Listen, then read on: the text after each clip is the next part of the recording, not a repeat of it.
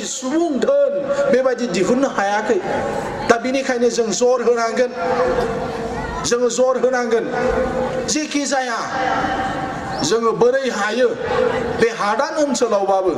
स्कुला सरकारि जायाखैबाबो बे ओनसोलफोरनिफ्रायबो जों जाहाथे सुबुं धोन हिउमेन रिसोर्स जों दिहुननो हायो बेबायदि जायगानिफ्रायनो जुदि मोजां फरायनानै सोरबा आईएएस आईपीएस अफिसार जुदि जाहैयोब्ला आसामनि गोजौ थाखोनि जुदि अफिसार जाहैयोबा सोरबा एसीएस अफिसारबो अब्ला बेबायदि मानसिया बे जायगाखौ मदद खालामनो हागोन दायो जोंहा अफिसार गैया जों आन्दोलन खालामबायदों हादाननि हाखौ पाट्टा होनांसिगौ मानोना 2006 सनाव पार्लियामेन्टआव मोनसे बिल जाबाय 2011 बेयो आयेन जाबाय आयेन एक्ट रुल जाबाय 2011 निफ्राय 2018 बे 7 बोसोराव जोंनि हादाननि हा जायफ्रा 2005 नि सिगांनो बे ओनसोलफ्राव दंफैयो बिसोर हानि पाट्टा मोननांगौमोन जों आन्दोलन खालामदों तेजपुराव जिरायना डिसिआ बुंदों जागोन सोरबा डिअफोखौ लोगो हमफैबा जागोन होनो नाथाय जों थांखांनायनि उनाव बिसोरो खामानिखौ बिसोरो मावा गासिबो गुबुन हारिनि अफिसारफोर गोजा जुदि थानायमोनबा जोंहानो गावनि अफिसारफोर होमबा बेफोर खामानिफोरखौ जोङो सिगां लांहोनो हायो सरकारा बानायबाय सरकारा फोसावबाय आसाम सरकाराबो फोसावदों सारिदुवाराव बै समनि आसामनि चिफ मिनिस्टार तरुण गगैया फैनानै माखासे मानसिफोरनो गावनि आखाइजोंनो हानि पाट्टा रानना होनायनि उनाव बियो बुंदोंमोन जे होलांबाय थादो जायफ्रा क्लेम खालामदों नाथाय बेयाव सासेबो जोंनि अफिसारफोर गैयिनि थाखाय दिनै जोङो जे आयेनफ्रा पास जाबाय हादर नाङैनो पास जाबाय 2011 बियो आयेन जाथारबाय बे आयेनखौ बाहायनांसिगौल बेखौ मावनो थाखाय जोंहा निजा मानसि गैया बेनिखायनो मानगोनां रायजो राजाफोर जों सोलोंथाइखौ सिगाङाव दोननांगोन दिनै एबसुआबो गुबुन गुबुन हाबाफारि दंब्लाबो जों रायजो बिनायनि आन्दोलन खालामदोंबाबो जों अब्लाबो जों सोलोंथाइनि हाबाफारि मावनोखौ जोङो नागाराखै आन्दोलनाबो थांबाय थागोन नाथाय सोलोंथाइनि जे मिशन जि जावरिखांनायनि हाबाफारि बे हाबाफारियाबो थांबाय थानांगोन होननानै दिनै जों जि हायो जों नाजाबाय थादों बेयाव रायजो राजानि मदद आरो हेफाजाब नांगोन आं गोलावथार बे आयदानि सायाव बाथ्रा बुंनो सानाखै खालि बेखौनो खावलायनो लुबैदों जिफोर स्कुलफोर दं बे स्कुलफोरखौ जों जोथोन लानांगोन स्कुला सरकारि जायाखै गोबां खस्थ दं बेफोरबायदि स्कुलफ्राव फोरोंगिरिफ्रा हाबा मावगासिनो दं हयथ बेथन मोना हयथ लामसाम बोसोरफ्राव होनाय जायो बबेबा बबेबा जायगायाव रायजो राजाफ्रा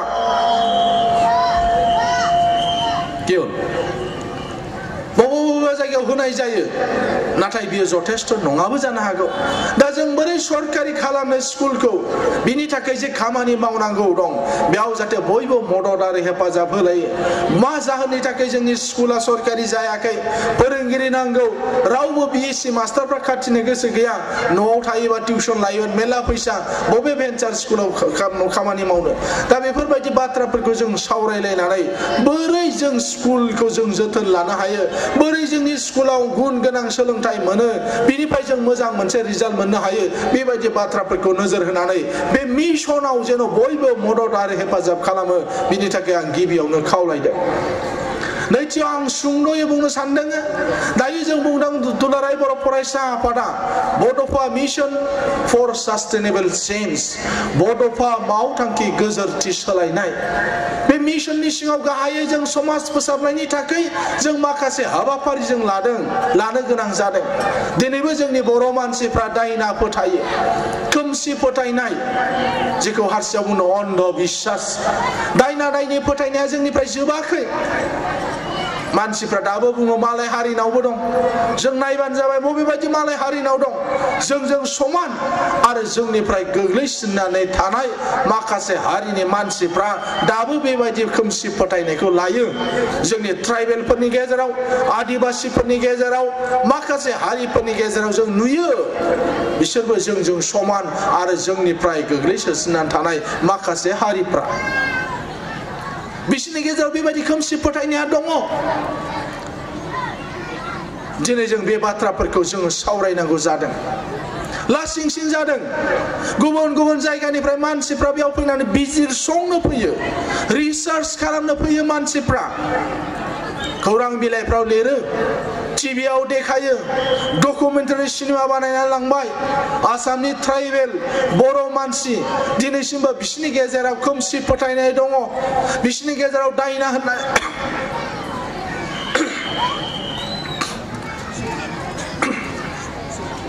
बिसोरनि गेजेराव बेबायदि दङ खोमसि फोथायलायनाय मानसि होखारो गामिनिफ्राय समाज बिसोर बेरेखा खालामो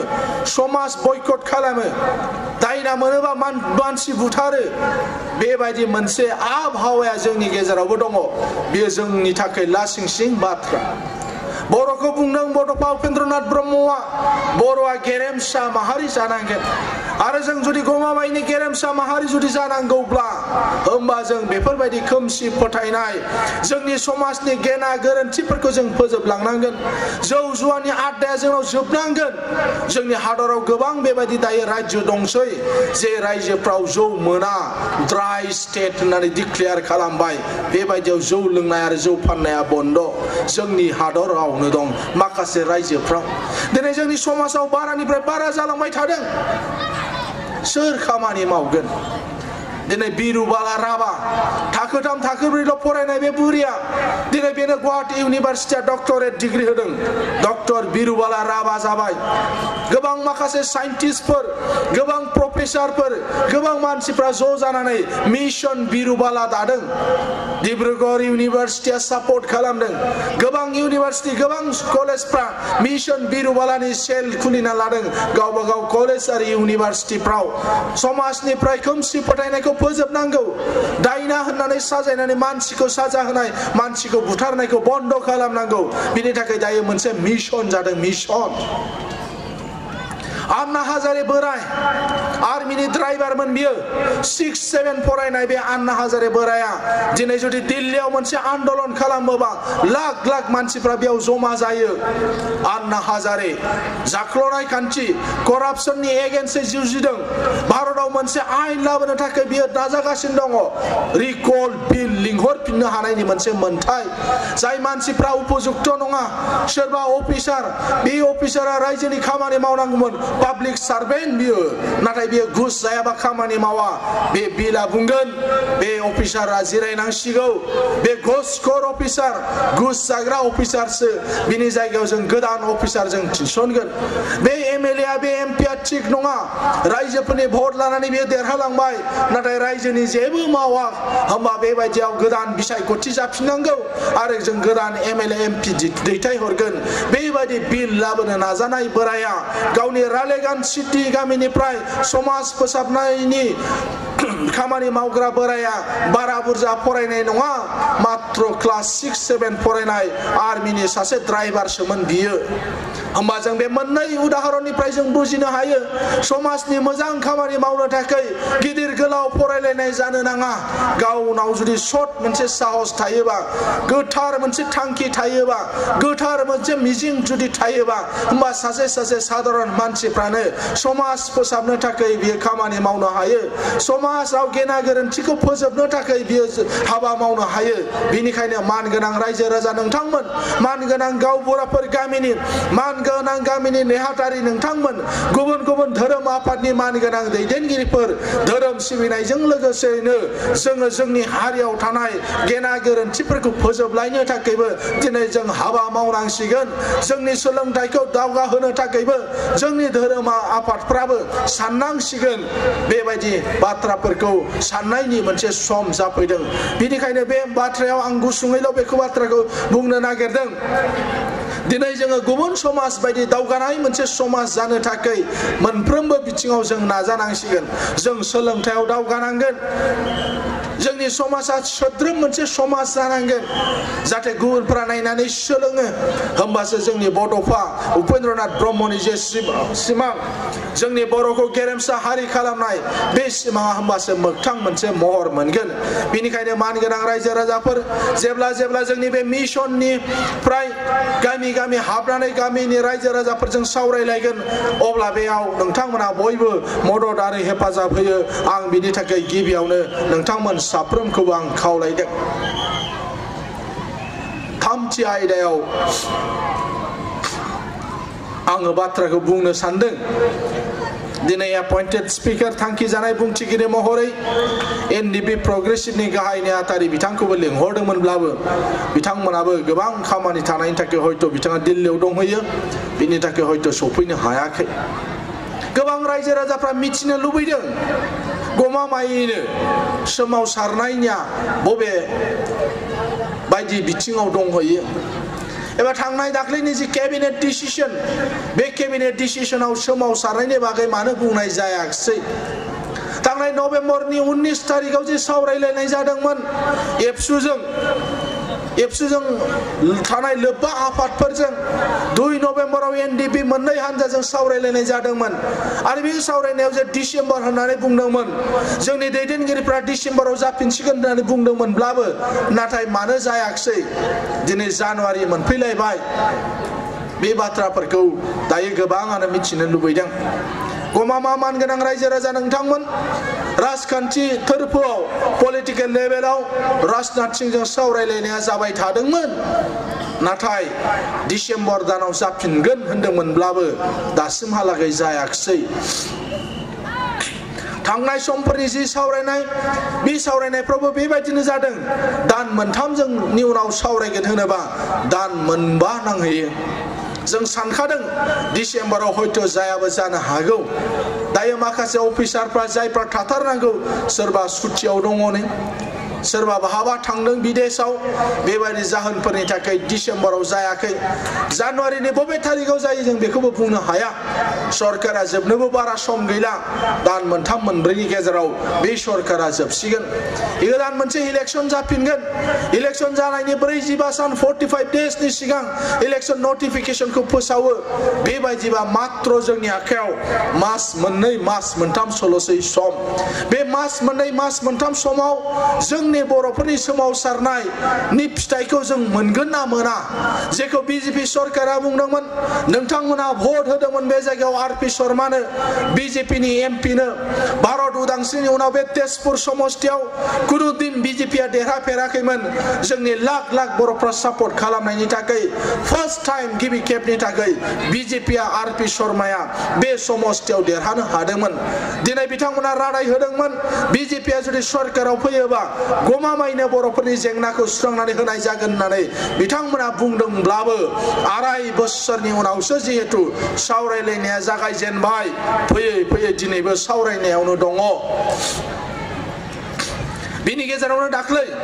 केबिनेट डिसिजनाव बर'फोरनि थाखाय माखासे बाथ्रा बुंदों आसामनि थाखाय माखासे बाथ्रा बुंदों सिगांनि आसाम एकर्ड आसुजों जि सावरायलायनाय आसाम एकर्ड बे आसाम एकर्डनि 6 नम्बर दफाखौ मावफुंनाय जासिगोन आरो बिनि थाखाय कमिटि मोनसे दानाय जादों बे 6 नम्बर दफायाव दङमोन आसाम असमियानि बुंफुरलु असमिया सोरखौ होनो आरो बे असमिया मानसिफोरनि रक्षा कवचनि बाथ्राखौ बुंनाय जादोंमोन जोंजों लोगोसे गोबां आफादफ्रा सिगांनिफ्रायनो बे बाथ्राखौ जोङो हेंथा खालामबोबाय थादोंमोन मानो होननानै बुङोबा जोंनि सिनायथिया बर' जोंनि सिनायथिया राभा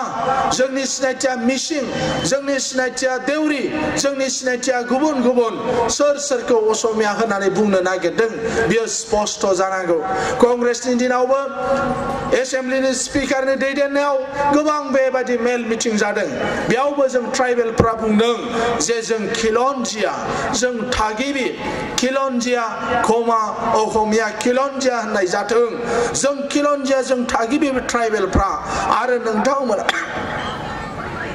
नोंथांमोना थागिबि असमिया बेबायदि मोननै राननाय जादोंमोन दायो भारत सरकारा बे आयदाखौ लानानै दाख्लै बुंदों केबिनेटआव आरो बेनि थाखाय मोनसे कमिटि दानानै मावफुंनाय जागोन होननानै बिथांमोना फोसावदों दा बेयाव जों स्पष्ट खालामनांगोन सरकारखौ जों स्पष्ट खालामदों सरकारा स्पष्ट खालामनांगोन सोरखौ असमिया होननो नागिरदों आरो माबादि रक्षा कवच जागोन जोंफोरनि थाखाय बेबायदि रक्षा कवचआव बेबस्था दंना गैया बे बाथ्राखौ स्पष्ट खालामनांगोन होननानै जों बुंदों जोंहा सेपारेट स्टेटजों लोगोसे गोबां जोंनि साबसिडियारि माखासे डिमान्डफोर दङमोन बिनि गेजेराव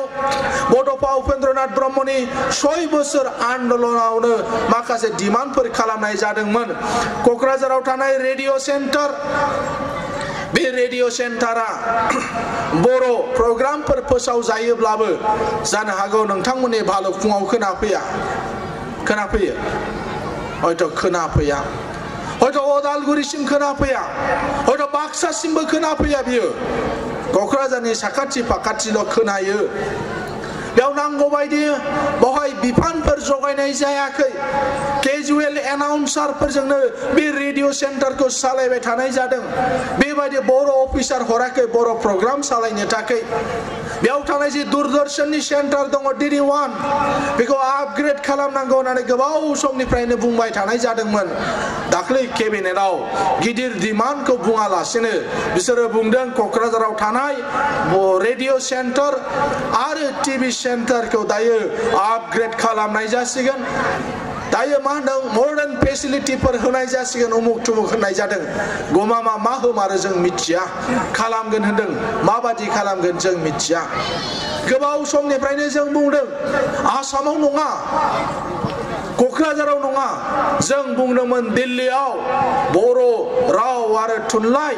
बर'नि आसार खान्थिखौ नायनो थाखाय संदाननाय जानो थाखाय जोथोन लानो थाखाय दिल्लीयाव मोनसे बेबायदि फसंथान खुलिनांगौ होननानै जों सरकारनि खाथियाव जों दाबि खालामबाय थादोंमोन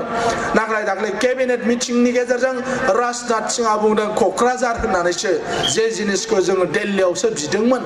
मानोना क'क्राझाराव काउन्सिल दङ काउन्सिलनिफ्रायनो लानाय जाथों बेयाव नाथाय दिल्लीयाव जोंहा बेबायदि गैया मुलुगनि मानसिफ्रा फैयोबा जाहाथे मिथिफैयो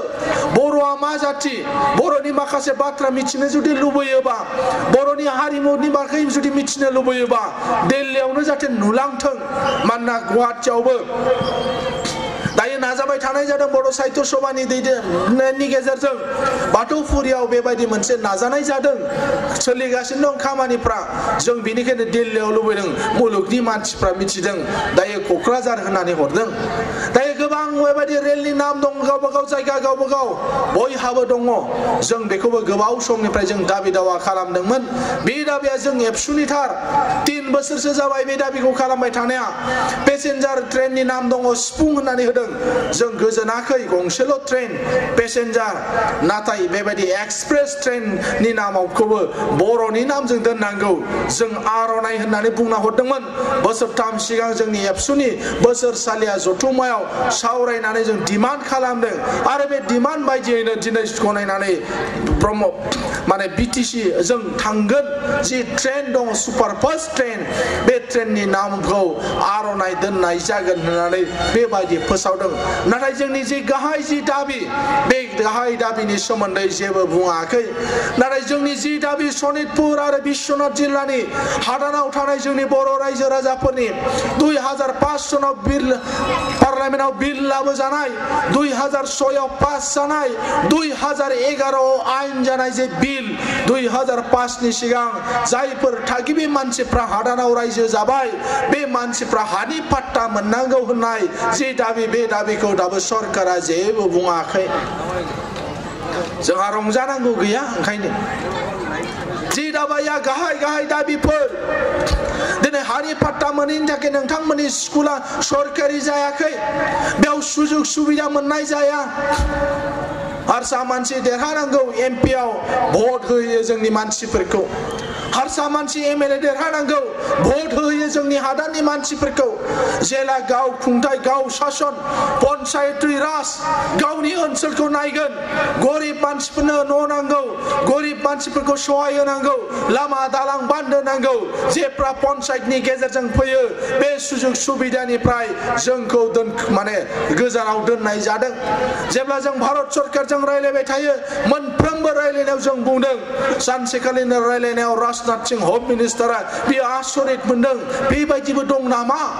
आं सोंगोन स्टेट गभर्नमेन्टआव माबादि जाखो बेलाय एखे मानसियानो एमपिआव भट होनो मोनो एमएलए आव भट होनो मोनो अथस पन्चायत इलेक्शनाव भट होनो मोना माबोरै जाखो बियो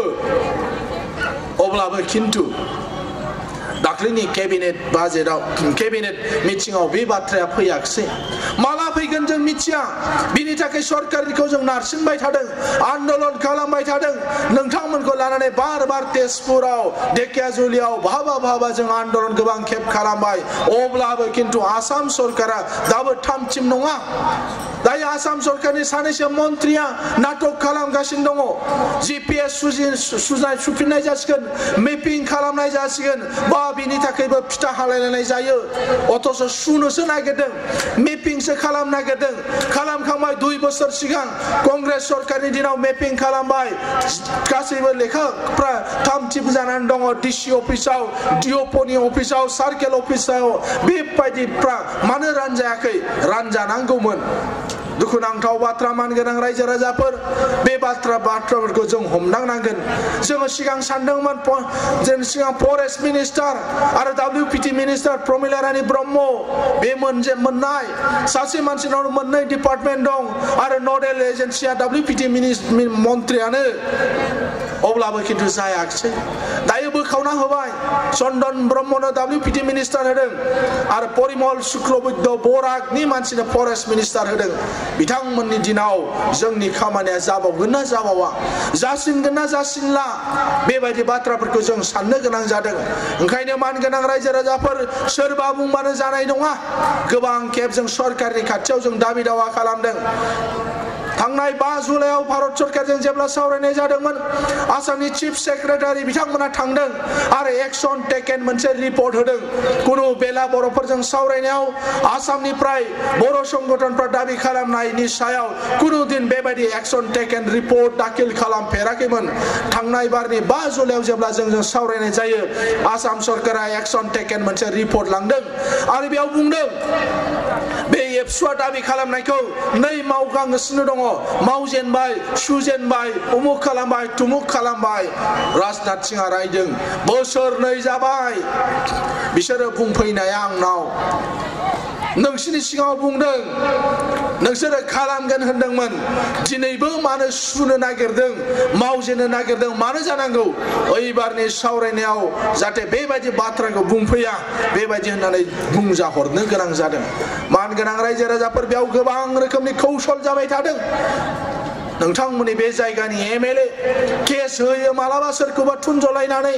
माखासे फसंथानफोर दं जे बे बर' मानसिफ्रा बे ओनसोलनि ट्राइबेल मानसिफ्रा जाहाथे हानि पाट्टा मोना केस होना हो आरटिआई खालाम बायदिसिना बुंनानै बिसोरो हेंथा खालामदों आरो बेखौनो अजुहात लानानै दिनै सरकारा दावगायाखै अथच भारतनि पार्लियामेन्टआ बुंदों बे आयेना पास जाबाय 2011 आयेन जाबाय बे आयेनखौ व्यवहार खालामनो हायो आरो बे आयेनखौ व्यवहार खालामनानै हानि पाट्टाखौ राननो हायो थागिबि इन्डिजिनियास मानसिफोरनो मालायाबो मोनगोन नाथाय बिसोरो मोनथाम फिरिनि जानांगोन मोनथाम जेनेरेशननि होनदों मोनथाम फिरि मोनसे फिरिखौ जुदि 25 बोसोर हमनाय जायोबा 25 बोसोरजों मोनसे फिरिबा 75 इयार्स 75 बोसोर जानांगोन फिरि मोनसे फिरि मोननै फिरि मोनथामनि मानसिफ्रा जुदि दङ जों बेयाव थाफैनाय होननानै गुबुनफ्रा देखायोबा बिसोरबो मोनगोन नाथाय बिसोरनि थाखाय गोब्राब जादों बे आयेना फिरि मोनथाम थानाय गुबुन हारिनि मानसिफ्रा बेयाव गैखाया जों मोनो जोंनि थाखाय गोरलै जाबाय ट्राइबेलफोरनि थाखाय आयेना बेखौनो दिनै मोनसा मोननानै बिथांमोना दिनै हेंथा होनो थाखाय बिसोरो नाजाबाय थादों जेबो उल्था राहा गैया दिनै जों सरकारखौ नारसिनबाय थादों रायजोफ्रा बिश्वास दोननांगोन दुलाराय बर' फरायसा आरो जोंनि लोब्बा आफादफोरनि गेजेराव जों मानोना जोंनि सिमाखौ लावनांगौ होनगासिनो दङ एबार सिमाया लावनांगोन जेराव थाबथादों बिनिख्रुइ लावनांगोन आरो लावनांगौबा बै समाव सावरायलायनायावबो गोबां बेबायदि जुक्तिफोर फैबाय बे ओनसोलाव मानसि गैया जोंनि सिमाया मोनसे हालागै थाबथाबाय मानसिया दङ नाथाय दिनै नोंथांमोनखौ रेभिनिउ भिलेजाव सोसननाय जायाखै मानसिया दङ दिनै रिकगनाइज फरेस्ट भिलेजाव नोंथांमोनखौ सोसननाय जायाखै बे ओनसोलफ्रा हाबखोमानाय एनक्रोचार एरिया होननानै दाबो सरकारा बुङो गोबां रायलायबाय गोबां रायलायनायाव बुङो बहा नोंसिनि मानसि दङ नोंसिनि मानसि गैया बे ओनसोला हाग्रा ओनसोल रिजार्भ फरेस्ट उमुक फरेस्ट वाइल्ड लाइफ सेंचुरी बायदिसिना होननानै बिथांमोना बुंनो नागिरो जायनि थाखाय जों गले गले नाजागासिनो दङ जेरैखि जाया बे जोंनि हादाननि ओनसोला हाबोबासो होमबा जों सिमाखौ लावहोनो हागोन बेनिखायनो मानगोनां रायजो राजाफोर नोंथांमोननि थाखाय जेबो सानथ्राखै एबसुआ नोंथांमोननि थाखाय जेबो बेबस्था लायाखै जोंनि सोमावसारग्रा आफादा खालि गावसिनि बिटिसि ओनसोलनि थाखायल' सानो नङा रायजोफोर जों बुंदों एबार जेखि जाया मानो जोंनि सिमाया लावनांगोन आरो जोंनि सिमा लावनांगौबा बे हादाननि बर' गामिफ्रा थाबैनो जाहाथे बिसोरो रिकगनाइज फरेस्ट भिलेज मोनो बिसोरो थाबैनो रिकगनाइज फरेस्ट भिलेजनिफ्राय रेभिनिउ भिलेजाव कनभार्ट जानो हायो बेबायदि बाथ्राफोरखौ लानानै जोंबो सरकारनि खाथियाव जों नारसिनबाय थादों नाथाय बेबायदि समफ्रावनो मालाबा दुखु नांनाय फैयो दिनै बिटिसिनि चिफ हाग्रा मा महिलाया बिथाङा मैया दाख्लैनिफ्राय बुंगासिनो दङ रायजो जाया रायजो जाथावथाव नङानो जोंनिया रायजो जानो थाखाय बाहाय माखासे मा होनदों बाहाय माखासे फसंथानफोर नांगोन रायजो जानो थाखाय बाव मोनसे बेबायदि थासारि नांगोन बिथाङा बुंबाय थादों जों दुखु मोनदों सानसे समाव बिथाङाबो आन्दोलन खालामदोंमोन गुलि अरनानै समायखिरा जादोंमोन गोबां बेबायदि बिथांमोननि सोमावसारनायावबो हाजार बर' मानसिफ्रा मुंख्लं जादों नाथाय दिनै शासनाव थानायनि उनाव बिथाङा बुंदों गुबुनफोरजों जोंनालायनो रुजु जाया तेलेंगानाजों रुजु जायानो उत्तराखन्डजों रुजु जाया गुबुन जायफ्रा रायजो मोनलांबाय बिथांमोनजों रुजु जाया जोंनाव आईएएस अफिसार गैया बायदि गैया होननानै बिथाङा बुंलागासिनो दङ आरो बिथांमोनखौ बायदि बुंनायनि थाखाय दिनै नबसरनिया बायदि बर'नि हेंथा एमपिया दिनै रंजाखांदों वेलकाम खालामदों धन्यबाद होलायलायदों हाग्रामा महिलारिखौ जे बास्तब खोथाखौ बिथाङा मिथिबाय आरो बिनि थाखाय बुंदों होननानै मानगोनां रायजो राजाफोर मेघालय जायोब्ला बेसेबां खासिफ्रा गार'फ्रा आईएएस अफिसार दङमोन नागालेण्ड जानाय समाव नागाफ्रा बेसेबां आईएएस अफिसार दङमोन अरुणाचल जानायाव बे अरुणाचल बिदा फंबायफ्रा साबसे आईएएस अफिसार दङमोन मिजोराम जाबाय मिजोराम जानायाव बेसेबां आईएएस अफिसार दङमोन रायजो गैयालासेनो बर' मानसिया जोंनि भारतनि इलेक्शन कमिशनार जाखांबाय रायजो गैयालासेनो बर' मानसिया एनएसजी नेशनल सिकिउरिटी गार्डनि डीजी जाखांबाय रन्जित शेखर मुसाहारिया रायजो गैयालासेनो बिथाङा गभर्नर जाबाय मा भारताव बबे संबिधानाव बेबायदि खान्थि दङ एसेबां हाजार आईएएस अफिसार थायोबासो रायजो जानो हायो एसेबां हाजार आईपीएस अफिसार थायोबासो रायजो होनो हायो होननाय बहाबा लिरनाय दं नामा बे आसामनिफ्राय जे गुबुन रायजो जाबाय बेबायदि बिथांमोना दङमोन नामा दिनै जोंनि बर' लिडारफ्रानो जोंनि बर'नि माखासे आफादफ्रानो दिनै जोंनि सोमावसारनायनि हेंथायै बेबायदि बिथांमोना सरकारनिजों लोगो जानानै माखासे बाथ्रा बुंनायाव दिनै थासारिया बेले बेजे जागासिनो दं मानगोनां रायजो राजाफोर मालाबा बेनिखायनो जों थि समाव सावरायनांगौफ्राबो फासयो सरकारा बोखाव आरो सालाय जे खान्थि डिवाइड एन्ड जे रुल पलिसि बे पलिसिखौ बिथांमोना बाहायो बर'फोरखौ बोखावनांगौ आरो सालायनांगौ बर'फोरखौ मोनसे हान्जाखौ फुस्लायनांगौ आरो मोनसे हान्जाखौ दबथायनांगौ बेबायदि खान्थिखौ लानानै सरकारा दायो जों गेलेबाय थादों जों सरकारखौ बुंदों बेनिखायनो बिसायख'थि जानो थाखाय बारा गोबाव सम गैला 2-3 मासनि उनाव गोदान बिसायख'थि जागोन बे सनितपुरनि रायजो राजाफ्रा आरोबाव बिजेपिनो भट होनाय नङा जुदि जोंनि बर' जेंनाया जोबाबा नंगौना नङा रायजोफोर